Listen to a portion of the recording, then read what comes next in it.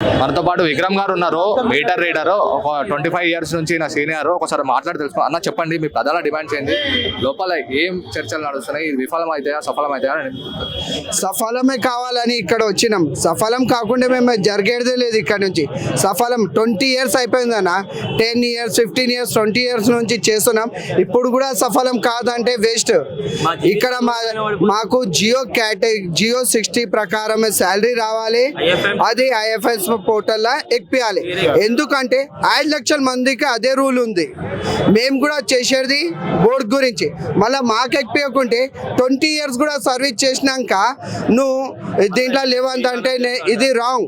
Agency విధానం రావద్దు, agency విధానం రద్దు చేయాలి. ఇగోండి, మనం తెలంగాణ కొట్లాడి ఎందుకు తెచ్చుకున్నాం, బానిసత్వం పోవాలి, శ్రమ దోపిడీ కావద్దని. ఇది శ్రమ దోపిడీ కావద్దంటే ఏజెన్సీ విధానం రద్దు కావాలి. ఆ ఏజెన్సీ విధానం రద్దు చేయడానికి మేము ఫైట్ చేస్తున్నాం.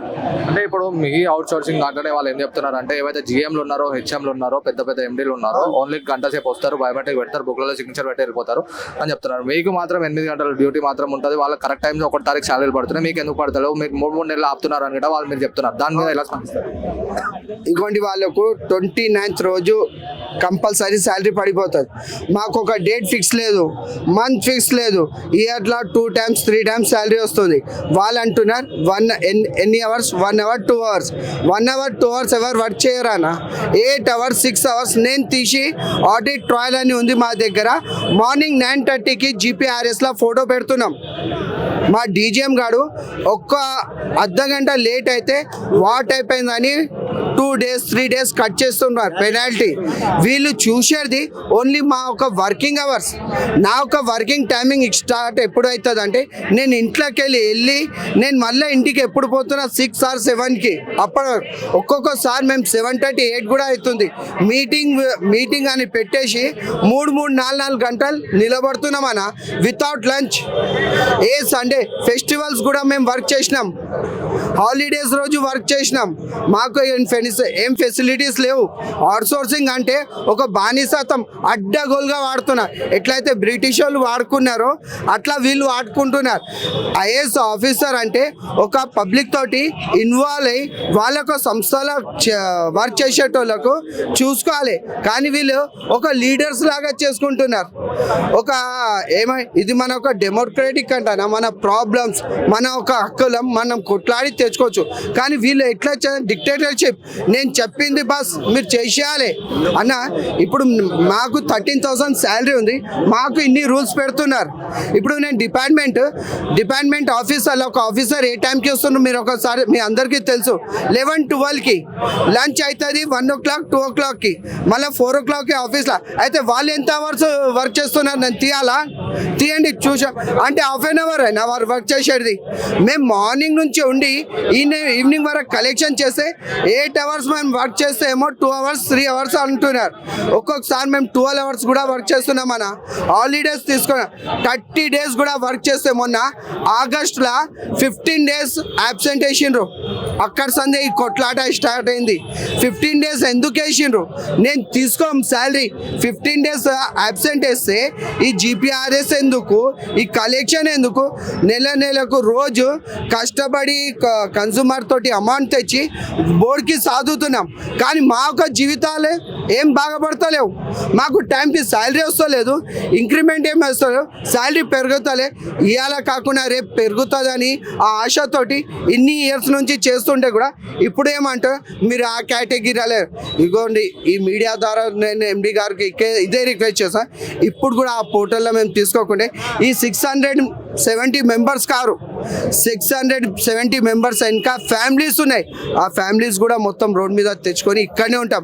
సార్ మా పొట్ట మీద ఈప్ మీద కొట్టండి, పొట్ట మీద కొట్టకండి. మీ కింద సర్వీస్ చేస్తున్నాం. ప్రజల దగ్గర పోయి వాళ్ళ ప్రాబ్లమ్స్ విని వాళ్ళ దగ్గర నుంచి కలెక్షన్ తెచ్చి బోర్డుకి డైలీ కట్టేస్తున్నాం. ఇక్కడ ఇంతమంది కష్టపడుతున్నారన్న, వాళ్ళ యొక్క జీవితాలతోటి వీళ్ళు ఆడుకుంటున్నారు. టైంకి గవర్నమెంట్లో తీసుకోమని అంటలేం, ఏమైనా శాలరీ ఇంకా పెరుగు. ఏదైతే స్కీమ్ ఉందిగా ఆ స్కీమ్లో మాకు పెట్టండి, దానివల్ల మా జాబ్ సెక్యూర్ అవుతుంది. ఏం శాలరీ ఎక్కువ అడుగుతలేం మేము. ఆ స్కీమ్లో ఆల్రెడీ జాబ్ ఇప్పుడు ఏజెన్సీ మీద జాబ్ సెక్యూర్ లేదు.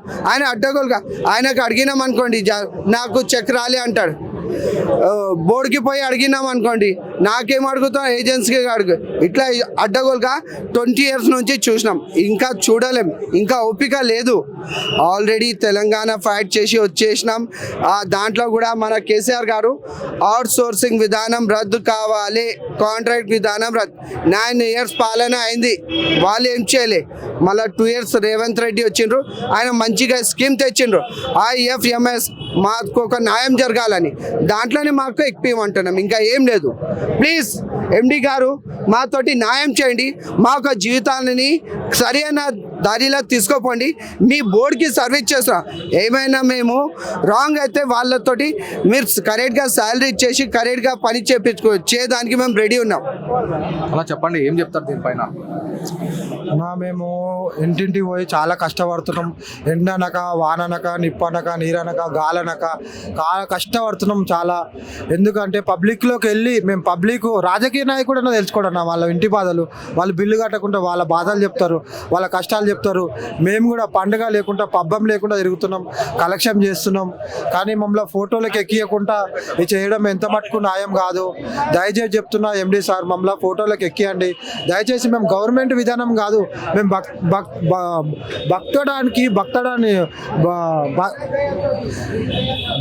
బతుకుతాడానికి బతుకుదేరు కోసం అడుగుతున్న ఈ జీతాలు అవి మా ఫ్యామిలీని చదువుకోవాలి, మేము బతకాలి, ముందుకు వెళ్ళాలి సార్. మేము ఇంటింటి పోయి తిరుగుతున్నాం సార్.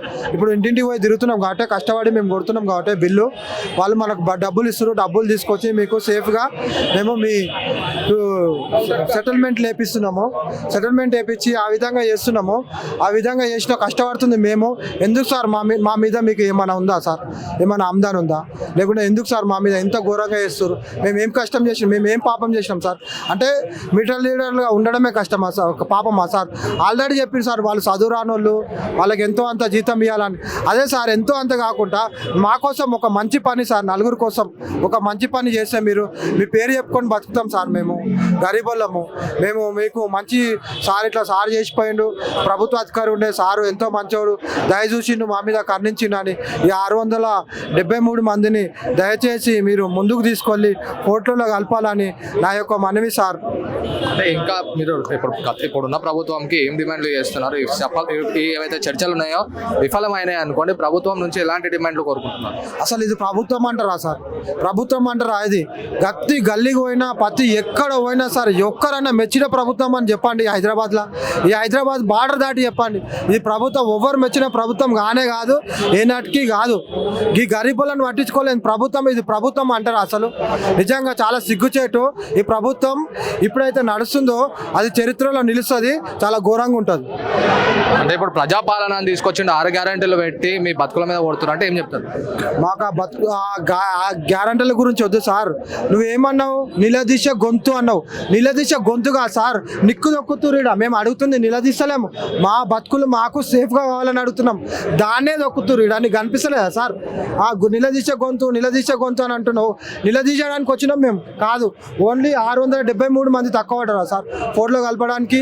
మేము ఏం పాపం చేసినామని మేము ఇంత అందరు మీటర్ లీడర్లను కలిసి CM గారికి కూడా మనవి చేస్తున్నాం. అంటే ఈ ప్రభుత్వం ఏదైతే వాటర్ వర్క్స్ ఉందో అది రేవంత్ రెడ్డి దాంట్లోనే ఉంది, హోమ్ మినిస్టర్ అయిన దాంట్లో ఉంది, మున్సిపల్ అయిన దాంట్లో ఉంది.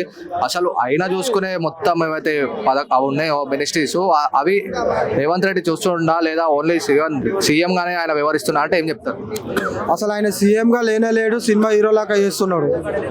ఎందుకు పట్టించుకో సార్? నువ్వు ఎందుకు పట్టించుకో? ఎందుకు సార్ పట్టించుకోరు? మేము కనిపిస్తలేము సార్, మేము మనుషులు కదాం సార్. మేము 673 మంది సార్, మా ఫ్యామిలీలు ఉన్నాయి, మా తాతలు ఉన్నారు, ముత్తాతలు ఉన్నాయి, మా కుటుంబాలు ఉన్నాయి, మా కులాలు ఉన్నాయి. మేము పట్టించుకోవాలి సార్. ఎందుకు పట్టించుకోరు సార్? మా ఓట్లు అవసరం లేదు అంటే గెలిచిరాని మమ్మల్ని పట్టించుకోకుండా వదిలేడతారా? చూడండి సార్ ఎట్లా ఒకేస్తున్నారు మమ్మల్ని. చూడండి, మేము ఇంటింటికి పోయి మీకంటే ఎక్కువ గరీబోళ్ళ దగ్గర పోయి గరీబోళ్ళు వాళ్ళు ఏం తిన్నారు, ఏం తెచ్చారు, ఈరోజు లేవని కూడా వాళ్ళ బాధలని మేము ఎంత కట్టుకోవాలో అంత కట్టుకోవాలో అన్ని సంభాలిస్తున్నాం అక్కడిక్కడ.